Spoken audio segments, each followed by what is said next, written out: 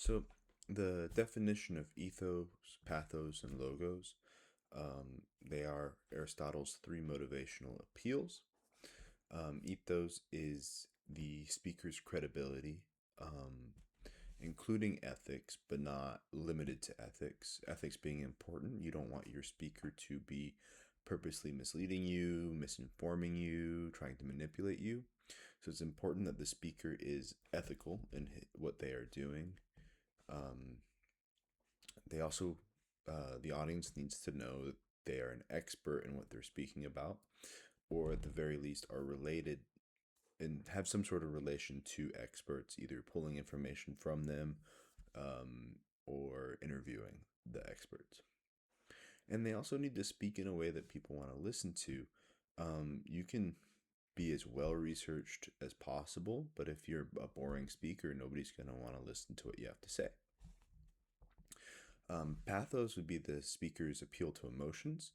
This is done with personal stories, vivid language, metaphors, something to get the audience to feel connected to the point that they're making, especially in a persuasive speech where they are trying to get you to come to their side of the argument. They will try to get you emotionally involved in their side of the story. Logos is the use of evidence, and they use mostly facts, stats, like actual physical hard evidence. Um, and you want to make sure you have a tight relationship between the claim that you're making and the evidence you provide. If you have to stretch your evidence to cover a claim very loosely, it's going to be very obvious. And good research makes for good logos. They're all important and need to work together in order to have a compelling speech.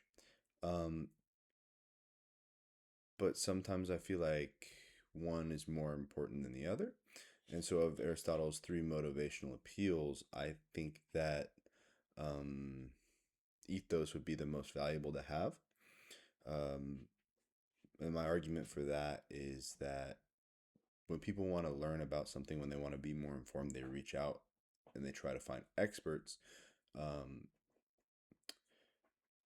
and so, while the research that goes in, relatable stories, all these things can be there, if the audience doesn't feel like the expert is credible, and we've seen this recently through social media where someone is, right in almost everything that they're saying, but they've done something before that hurts their credibility, people just aren't going to listen to them.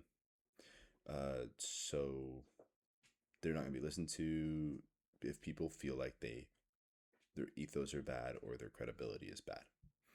We see the opposite of this too, where people that have wrong information, you know, they're not very good speakers overall. They're not able to emotionally connect you, but people kind of follow and take what they say as fact just because they deem themselves to be an expert on it. And nobody's checked them on the fact that they're an expert or not. Um, as for the Mary Fisher speech that she gave, um, her use of ethos, pathos, and logos, her ethos was when she it started even before she began her speech. While she's being introduced, they listed her accomplishments, working in the White House press, part of who she is with being a mother. It's all listed out, so the audience has a baseline of who is speaking. And the pathos, or the draw to the emotion, is how she speaks on HIV, doesn't not caring who you are, and later on contrasting herself and her situation to many others who are suffering through HIV the same way she is. Despite their differences, they're dealing with the same issue, and she calls to the audience's emotion again. She states that the AIDS epidemic was the third highest cause of death in young Americans and would not be third for long, implying that it would move up to second or first. Um, kind of using fear to motivate people to take action, dealing with what was going on. Then her use of logos, bringing the reality of the HIV epidemic and comparing it to historical moments where people had ignored very similar situations where there's a large group of people suffering and everybody ignores it until it's their time and nobody's left to stand up for them.